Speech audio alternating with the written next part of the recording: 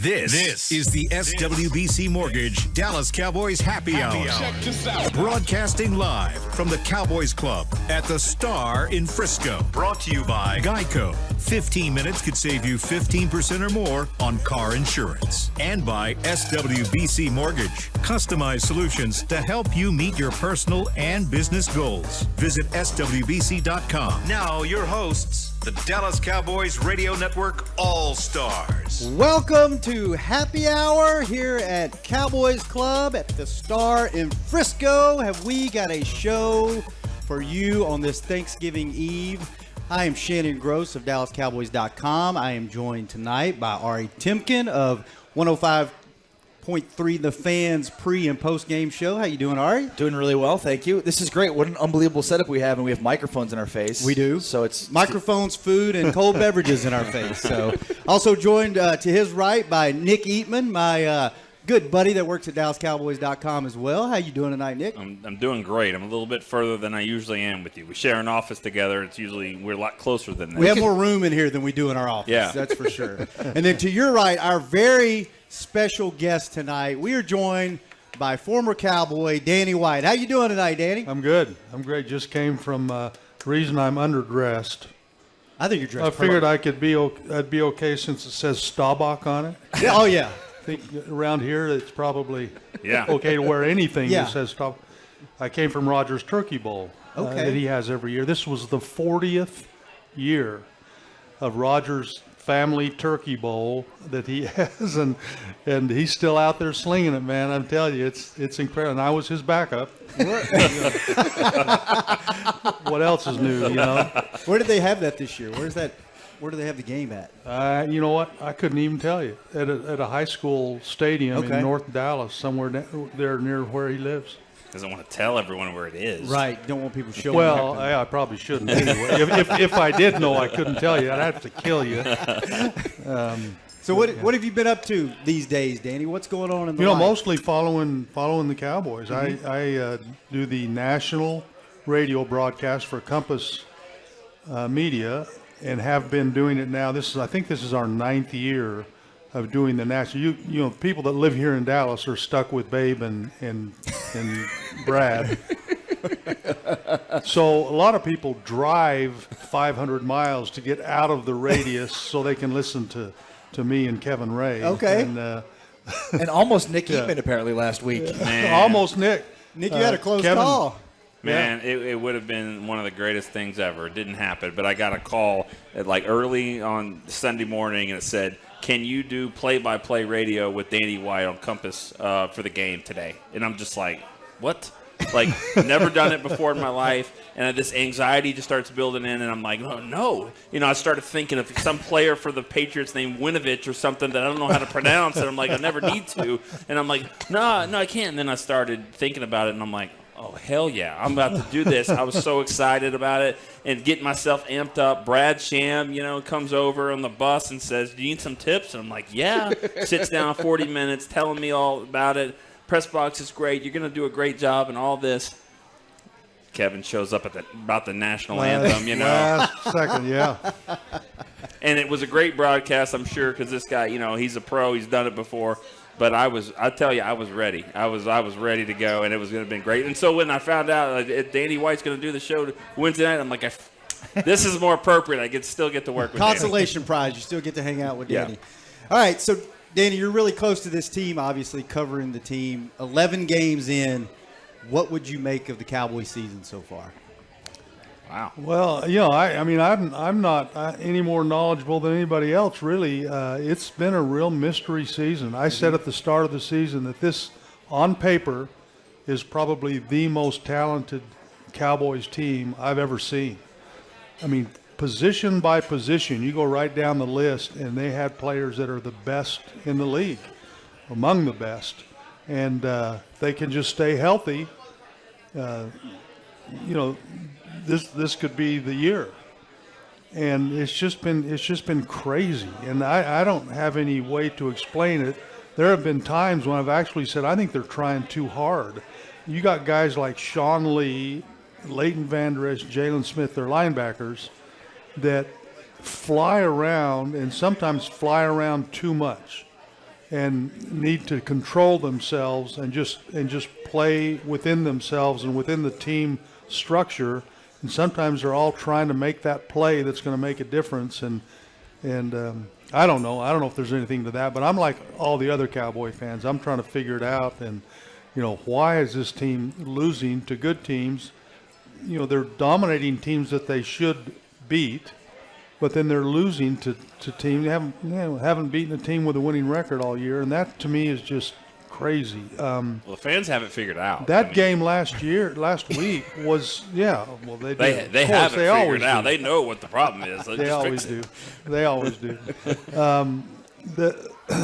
That game last week was so huge for the Cowboys, and yet almost meaningless for the Patriots. It really was. Right. It's an AFC NFC game, which there's no tiebreaker that takes into account. I don't know. Lamar keeps playing like he's playing, and the Ravens are kind of coming up on their heels, and they've already beat them. But I know what you're saying. Well, but they're going to make the playoffs. They're going to play in Foxborough. Yeah. That's all that matters, and it's getting to be more and more that way. Like you get in, and then you take a deep breath, and you kind of say, okay, now reset. The real season really starts now. It's do or die, it's win or go home, sudden death, all of that, and that's when it gets really serious. And so you got to get there. You just got to get there any way you can. And the Cowboys right now with 6 wins, all the other division leaders 9, 8, 7, 9, 10, 9, and 8, and then the Cowboys are 6 and 2 wild card teams that have more wins than the Cowboys. Right. So, I tell people, the Cowboys probably need a miracle the way other teams are playing to make it into the playoffs. And so to coin a phrase from a very popular movie, you ask for a miracle, I give you the NFC East. All right, 11 games in. What's your state of the union as far as Cowboys? It's remarkable that they're 6-5 considering they have one of the best offenses in football. I mean, the biggest question mark coming into the season was the quarterback position, the viability of Dak Prescott, and I think he's answered those questions clearly this year. So, I mean, it comes down to, obviously, miscues early on in football games where they're turning the ball over. Special teams has been bad all year and given them bad field position, and then coaching decisions. And I think in the Patriots game in particular, like, you're just not going to go up to New England and win the way the Cowboys were trying to win, which is just close to the vest, conservative. They had 2 fourth down opportunities in the first half, first couple of drives, and Jason kicks field goals. And late in the game, it's just – take some shots, take some chances, and then we heard about the probability thing where he's not really looking at probability. And, some of those, you're giving yourself a higher likelihood of winning the football game if you go for it. Take some chances. So I think, Danny's right in many ways because it's like some of these games, not all of the losses are on Garrett, as everybody wants to point it out, but certainly I think the Patriots game and other decision-making clearly is part of why the Cowboys are losing some of these games. Yeah. Nick, where are you at on this team? Well, I hate to disagree with Danny or whatever, but I've been so vocal about it all really for the last 3 or 4 weeks. I don't think the talent is as great as we thought it was, and it's not that they don't have high-end talent. They're going to the Pro Bowls. They have some marquee players, of course, across the starting positions. But I think when it's not perfect, when you get injuries to Tyron and you get Lyle and Lamari and the Jets, then you lose to the Jets. And so I think where it was really exposed last week was from 1 to 53, they're not as deep as we wanted them to be. They're very talented at certain positions, but when the depth isn't there, they get exposed. You get exposed on special teams a lot. So I think the talent is there's really good players, but I don't know if they're as talented from top to bottom, and I think it's starting to hurt them in certain areas. Well, and on the defensive side of the ball, because I think coming into the year, you look at these guys, the talent-wise on the defensive side of the ball, and some of these guys have underperformed relative to expectations.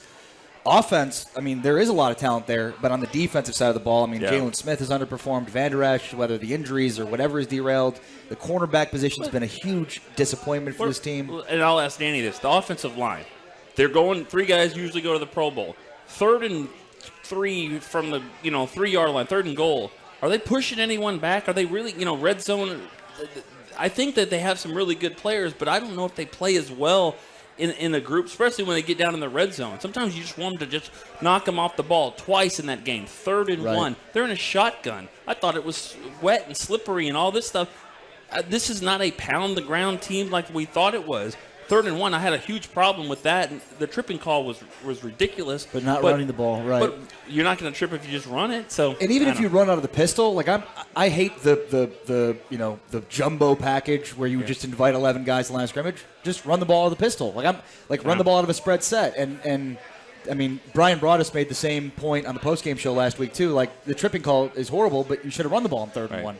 Yeah. Of course, real quick, 2 weeks ago, they were running the ball against the Vikings. Like, well, why are they running it? They were passing. So, I mean, it's hard. I mean, you can't win. Those 3 calls at the end of the Viking game were a little bit of a head scratcher, because clearly this is a team that's transitioning from a run-based team to a team that can win a game from behind or ahead. Right. That's what they want to be. And if you're a run-based team, it's hard to come from behind and become a drop-back pocket passing team and catch up and score quickly. That's what they were last year. That's what they were last year. That's what they've been since they got Zeke and this offensive line. So it is a team, and part of that is Kellen Moore taking over, for Scott Linehan. And I think Kellen is less protective of Dak, and probably by design, they want to be that team. They want Dak to be Aaron Rodgers or Tom Brady, a guy that can take the game on his shoulder, and he did that against the Vikings until the last 3 plays. Right. And that's what was so mysterious about it, was why take it off of his shoulders all of a sudden? So, we all, I say we, in the media, we're great second guessers, and after it's over, we all have the answers, right? Now, had they run the ball to Zeke and he scores a touchdown, we wouldn't even talk about it. If they were 8-3 instead of 6-5, it'd be a totally different conversation. And rightfully so. I mean, it's a results-driven industry, and when you've got Jerry Jones at the head of a company, you better produce. I'm glad you brought that up. We're going to take our first break. Okay. Mr. Jones has been very vocal this week. Yes. A few times this week. Nick, you actually wrote an article about what he had to say this morning. We're going to get to that. We're going to talk a little bit of Cowboys, Bills, and a little fun with Danny White when we come back. You're listening to the Happy Hour on the Dallas Cowboys Radio Network.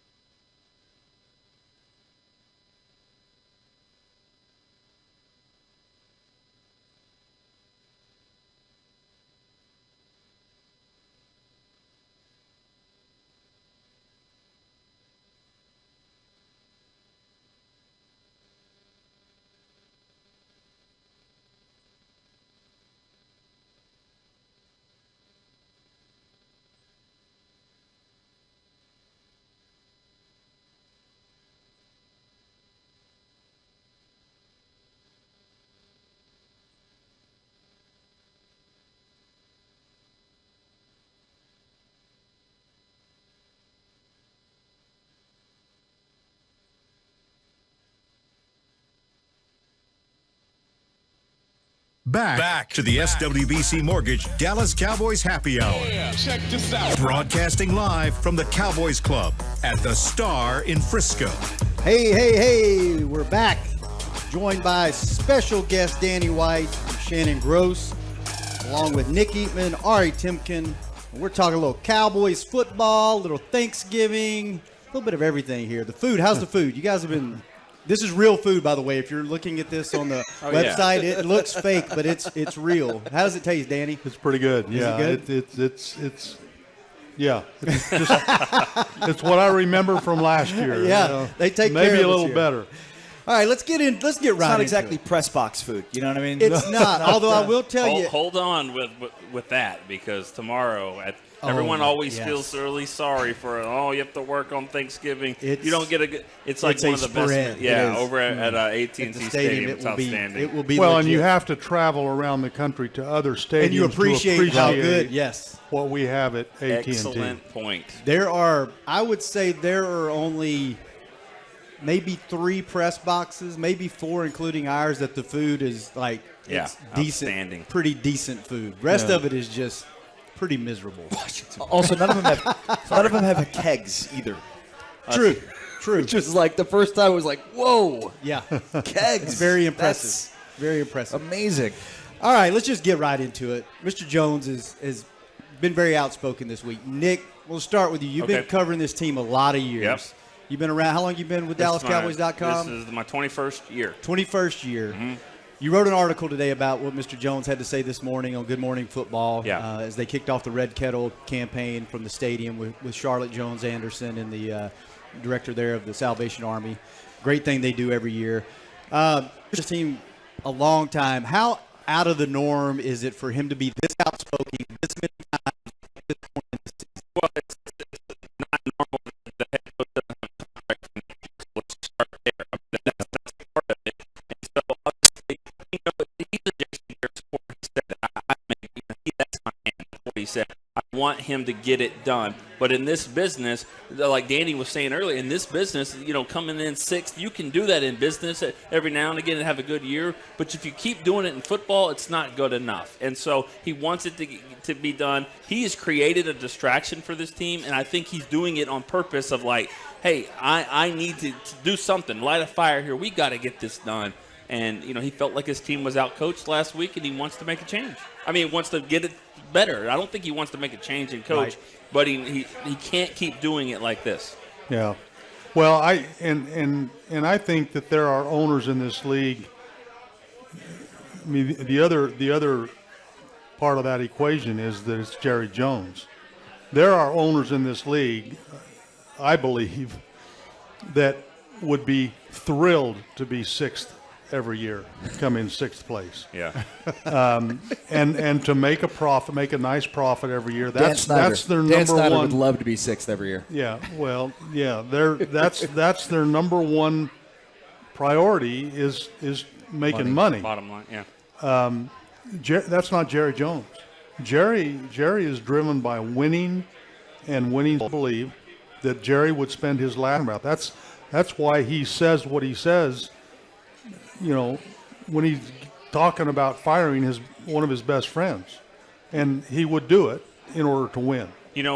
Ari, I want to stop you before you make that point, the point you're about to make.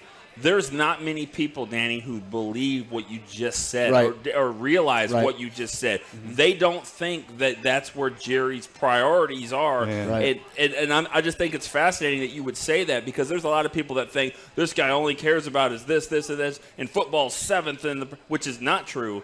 But it's great that you said that, because I don't think people think that he's as passionate about winning as that. Yeah, no, that's well said. And I do think a lot of fans are like, he only cares about the bottom line. And no, I think the bottom line is absolutely cares about winning. What's interesting, guys, is, so I looked this up.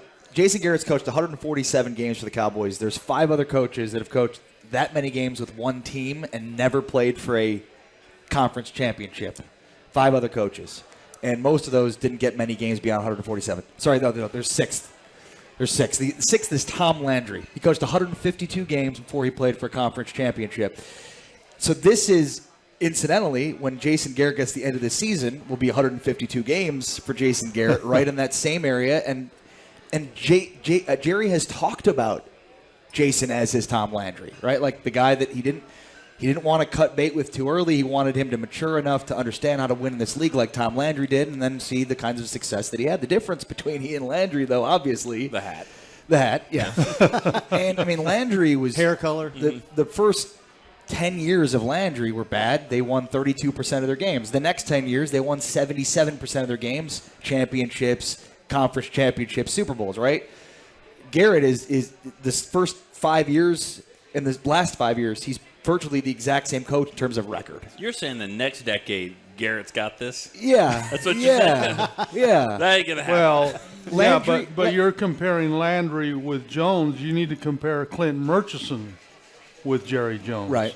Because it wasn't that Jerry made the decision to keep Landry. Yeah. Right. No, you're absolutely right. What I'm saying is he was clearly on the way up, Landry. He won 32% of his games the first 10 years, and then – and then after that, they turned the corner. He won 77% of his games. Garrett's on the same exact wave. He's basically the records are identical. First 5 years. But are they trending up? Because if you just look at those 60s, you know that they started out really bad as an expansion team. They got better with Meredith later on as they got into the 70s. Then they started becoming next year's champions and all that stuff. I mean, is this team trending upward though? No, that's what I'm saying. They're not. Okay. I mean, so you're saying. I thought you were kind of making a point that, just give Garrett more time. You're not saying that. No. Oh, hell no. Okay. God, no. No, absolutely not. No, I'm saying there was reason to keep Landry from Clint Murchison's standpoint because they were clearly trending up. Okay. Jason Garrett, they've just, like his record, I wish I had the exact numbers in front of me, they're virtually identical the first 5 years and these last 5 years. He is the coach that he is. This is what he is. And that's why, even if they make the playoffs, I'm not very optimistic because I've seen this movie before. I know how it ends. Yeah. He doesn't have the decision-making ability to coax wins out of his team, which is what good coaches do. I think one of the problems, too, is there's a sense of urgency here with the players, the personality of this team, with those linemen, some of the key players now reaching the end of their rookie contracts and salary cap issues that are going to hit in the next few years. Offensive linemen who are starting to get on the downhill side of their careers, and so there's this sense of urgency, I think, because he has built this.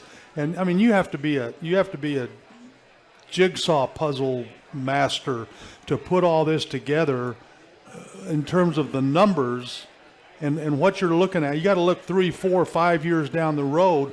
Where are all these guys going to be, and how many of them are still going to be here? And how do you replace them now that Dak and Zeke and Amari are out of their rookie contracts and making real money? How do you keep enough money to pay enough guys to feel that those three guys can't go out and win games by themselves? You're absolutely right. The salary cap situation is getting difficult. While we're on coaching, what are your thoughts on what does Garrett have to do to get a contract next year? Is it Super Bowl or bust? Is it NFC Championship game? Is it win one game in the playoffs? What are y'all's thoughts on that? I think that they need to be better than last year.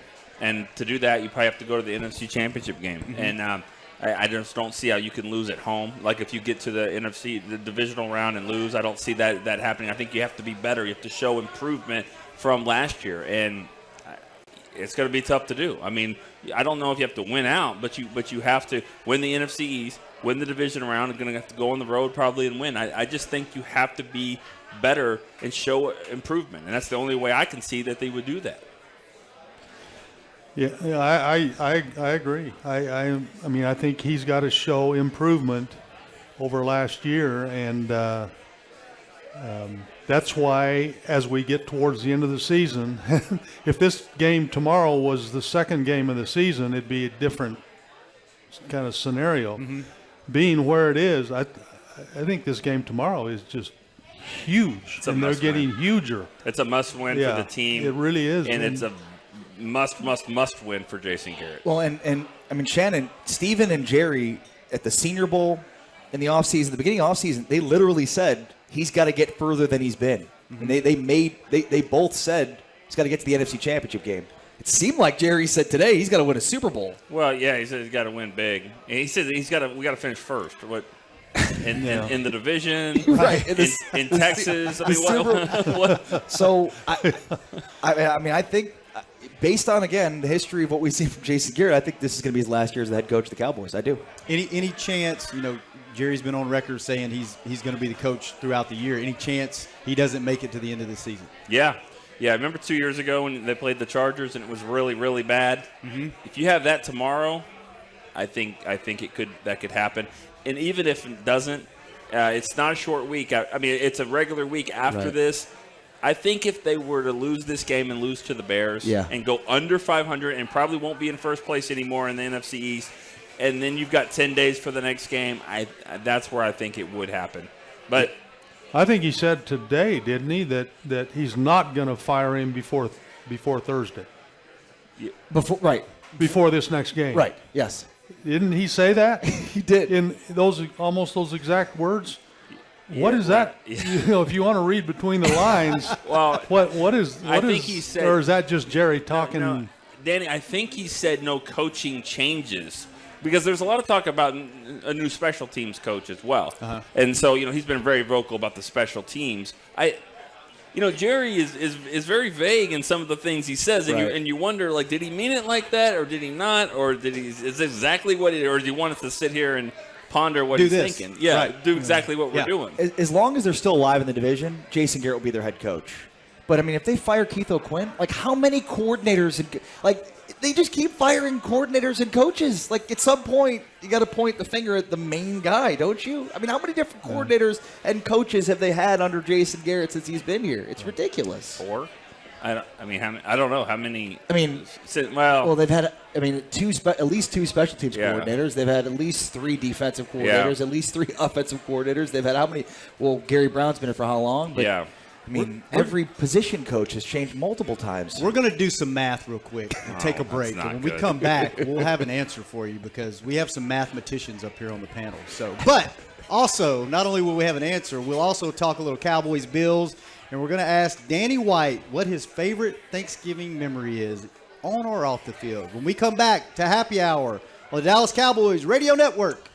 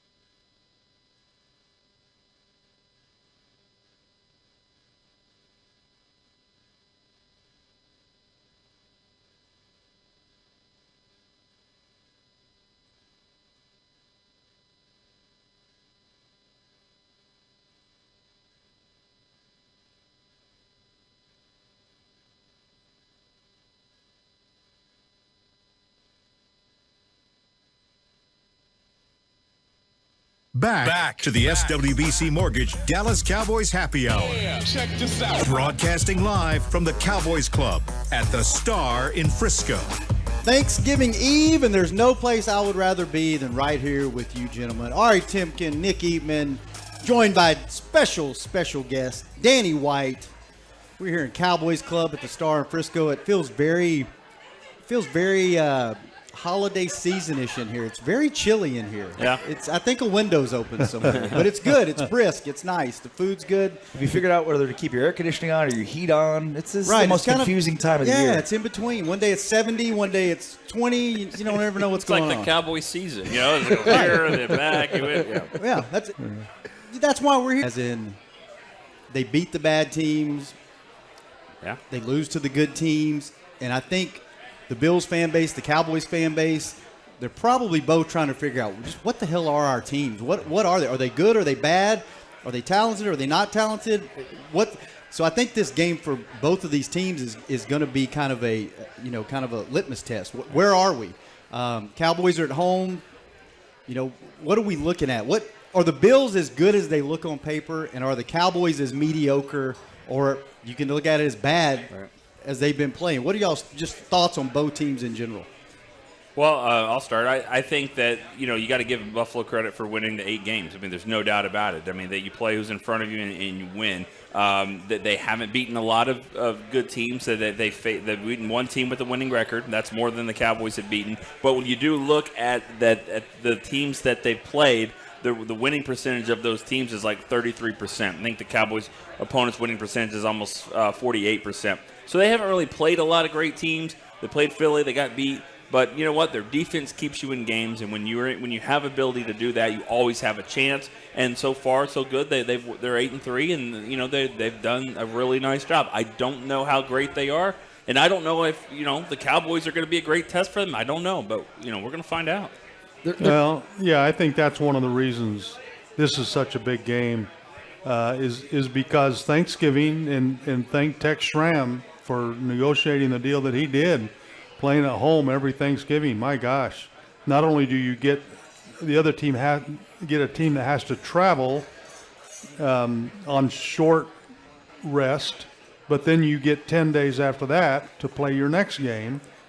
The last couple of years, they've done it the week after, and they do it again this year. But at some point, you get those 3 extra days of rest, and so it's a huge advantage. So that's another reason that the fans and everybody that sees this thinks the Cowboys should win this game, and I'm one of them. I think that it's a huge advantage for the Cowboys. They're opposite in many ways, but Bills have a great defense. Not exactly explosive offense. They have a really good ground game. Frank Gore and Devin Singletary has really come on strong of late. I mean, he's from a Cowboys perspective, he's the guy that scares me more than anybody because the Cowboys have really struggled against the run, and Devin Singletary's had 120 yards last week, and so he could really do some damage. But the Cowboys, they're built the way you're supposed to be built in the modern NFL, with an explosive offense and an average to at times above average, at times below average defense. So I'd rather be built the way the Cowboys are, because as we've seen last year and the last couple of times the Cowboys have been in the playoffs, it's not, the ground and pound good defense doesn't get you very far, whereas the top 4 offenses in the NFL last year were the top 4 teams in the AFC and NFC championship. So they're opposites in regards to Bills have a great defense and not exactly an explosive offense. The Cowboys are the opposite. A really good offense, explosive offense, and questionable defense. Cowboys have struggled a little bit with athletic quarterbacks. Nick, we were talking before the show. You threw out some stats and some numbers that I wasn't aware of on Josh Allen. Run through those real quick. I was surprised by that. No one would know this because the MVP of the league probably is going to be Lamar Jackson. Right. But the leader in rushing touchdowns among quarterbacks is Josh Allen. He's got 7. Lamar's got 6, and he's got a lot more rushing yards. I get that. But he's 3rd in the NFL in rushing yards among quarterbacks. He's got a very, very strong arm. So you put those two things together, he was a really athletic guy. He could run all over the place like Danny did when he played. Driscoll hurt him in Detroit. Sam Darnold hurt him at times. Aaron Rodgers certainly did. So, it's the guys that you're not expecting all the time. You got everything covered, and then all of a sudden it breaks down, and then, boom, he steps up and gets a first down and moves the chains. Is that linebackers, do you think, Nick? Yeah, I mean, it's definitely linebackers. It's linebackers, but it's just, it's not getting the guy down. I mean, good pressure. He steps up in the pocket, and all of a sudden there's a lane, and then boom, yeah. And the linebackers, it's sometimes it's them, but it's all, Bennett is really good at getting there, and DeMarcus Lawrence get there. Sometimes they don't get their hand on the guy, and then everything breaks contained. Yeah, it's scheme and it's coaching, and there's a lot that goes into a quarterback running. And I'm one who really believes that Lamar Jackson is not going to last. He's having a great year. There's no question about it. But, you look at Pat Mahomes last year. You look at some of the guys that had phenomenal years one year and then the next year. And then there's, the thing about getting hurt. What people don't realize is quarterbacks don't wear the same shoulder pads that running backs do because they have to throw. They don't have a locking cap on their shoulder pad. So when they fall, now the turf's gotten a lot better and it continues to get better. But when you fall, and especially if somebody falls on top of you, you're very vulnerable to a shoulder injury. And he's one hit away, from that happening to him. And so I hope I don't wish that on him. I hope he keeps playing the way he is because he's good for the league. He's a phenomenal athlete, but I don't think that's going to last. Other coaches will tell their quarterbacks, get down. Don't try to get that extra yard. Don't try. And that's part of the reason he's putting up such incredible numbers. I got my fingers crossed that it continues, but I don't. If he keeps going the way he's going to get hurt. Well, who's his backup in Baltimore? I don't even know. RG3. Robert Griffin. Oh, yeah. But he was the same way. Took the league by storm. Well, Rookie Mike of the Vick. year, Michael Vick. Yeah, and good point about the, shoulders and things like that.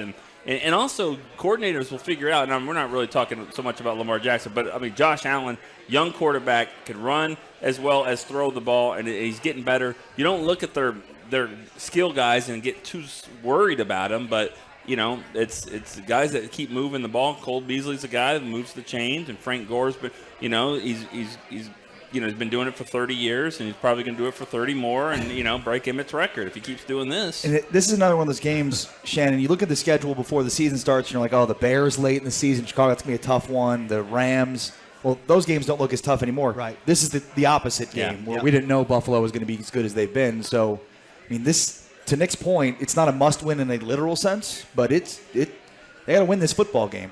They're running out of opportunities, and I always say it's not a must-win; it's a you better win. You better win. Well, psychologically, when you go to that, there's a huge difference, between 7-5 and 6-6. Right. Yeah. Just psychologically for the players, it's huge. We're here with a very special guest, Danny White. We were talking about quarterbacks. How has the quarterback position changed from when you played to now? Is there similarities or are there huge differences? Huge differences. What are you seeing? The biggest difference is communication.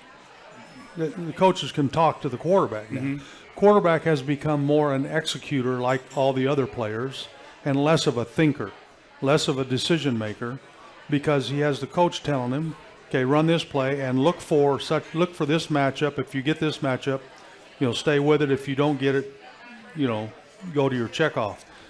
Anyway, for me, it was a hand signal, and I had to have 100 plays memorized from a hand signal that was, Ray 15, and I had to know that was spread orange right. I go back, and I do it all the time on YouTube, looking at all the 80s and all that. I love the games. If you ever watch them, it's like not only do the linemen step up and then go back down in every play, but then Newsome goes over in motion here, and then Dorsett comes back in motion here, and then Tony Hill goes in motion, but then comes back, and then Doug Cosby does it. This is all before the snap. It's like all these things are happening. It's like snap the ball, well, Tom Landry's philosophy of offense was to use formation and motion to prevent the defense from preparing properly for our attack and anticipating our intentions.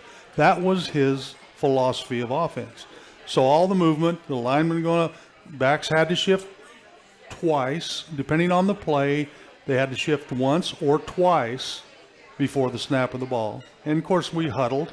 Yeah. Now a lot of times they have one coach calling the receivers play, another one calling it for the line, another one calling it for the back, and everybody's looking at their coach, and it's a different game.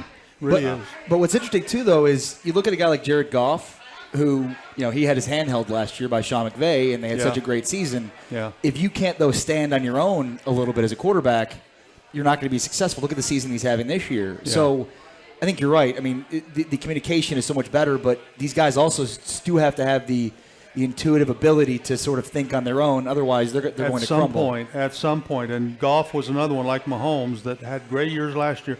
And I hate to say it, but sooner or later the game wins. Right. The game of football is such a great game. Sooner or later, you can't play like Lamar Jackson is playing right now forever. You can't do it. The game is going to win, is going to beat him sooner or later. And the way that Russell Wilson has improved his game, Yeah. because he was in that boat too, where early in his career they're going to figure him out like they figured out Robert Griffin, or they figured out Kaepernick, they're figuring out Goff. Vince Young, of course. Yeah. But then Russell Wilson's taken his game to another level, and I think Dak has as well this year. And so I give some credit to not only Dak, but give credit to John Kitna. I thought he's done a really nice job. Kellen Moore. with the play calls and all that. Yep. But as his fourth year, to be going upward like that and to play the way he's played, I think it's a good sign. But Russell Wilson, to me, is the best example of a guy that keeps playing. And he's almost playing sort of like Lamar plays, but he's really smart with the ball. He doesn't have a ton of great weapons, and they get it done. Well, Russell goes 1-2-3 run, and Lamar goes one run. One run, yeah. And he'll evolve to 1-2 run, and then What's Dak's number? Dak 1, 2, 3, 4, 5, 6, 7. I mean, there's times it's like, come on, Let's go. I love what Dak's doing. I love where he is. They're throwing the ball down the field a lot more. He's got more interceptions, but he's got more touchdown passes. 3rd and 15, he'll throw the ball more rather than running a draw play or a quick screen or something safe, which is exactly what the defense wants you to do. So Kellen is putting more on Dak, and I think it's it's the only way for Dak to get to the next level, and I think he's responded well. Let's take our last break. When we come back, we're going to give Cowboys-Bills predictions, and we are going to figure out what Danny White's most memorable Thanksgiving is. It might not be what you think it is, but find out when we come back on Cowboys Happy Hour on the Dallas Cowboys Radio Network.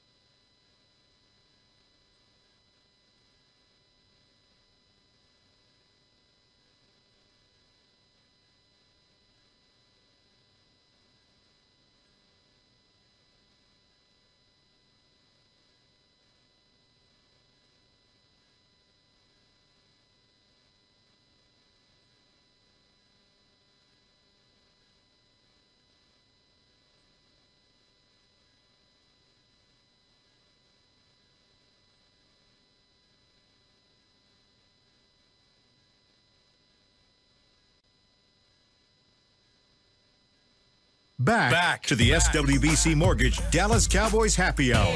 Check this out. Broadcasting live from the Cowboys Club at the Star in Frisco. Shannon Gross here, joined by the host of the pre- and post-game show, Ari Timken. To his right, Nick Eatman of DallasCowboys.com, and also my very close office mate. How are you, Nick? I'm great. Thank you for asking. We don't spend enough time together. We should do this more often. That's right. We should come on the show more often. Okay. And then to your right, very special guest, Danny White. How are you tonight, Danny? I'm great. Hanging in there. Last Are segment. you kidding me? This I've got to stop eating. I can't. No. This is the time of year when you don't have to. Like this. That's true. These 3 Everybody days, gets calories don't count these 3 days. Right. So. We do an article on our website called Gut Feeling, and I even said, gut feeling and Thanksgiving don't go well together. There's no one's feeling good in their gut this, not only if you're eating or picking games or whatever you're doing. And it's not just 3 days, because it's Thanksgiving rolls right into the Christmas season. It's 3 weeks. About 3 weeks. Then you got New Year's, and this is the time of year to really eat. Those a lot. gym memberships are like, come on, yeah. We're going to get into game predictions. We're also going to get into some Danny White. But before we do, at SWBC, customized solutions for individuals and businesses are just a click away. Visit SWBC.com to learn more and start your next adventure. Speaking of adventures, let's go down an adventure with Danny White.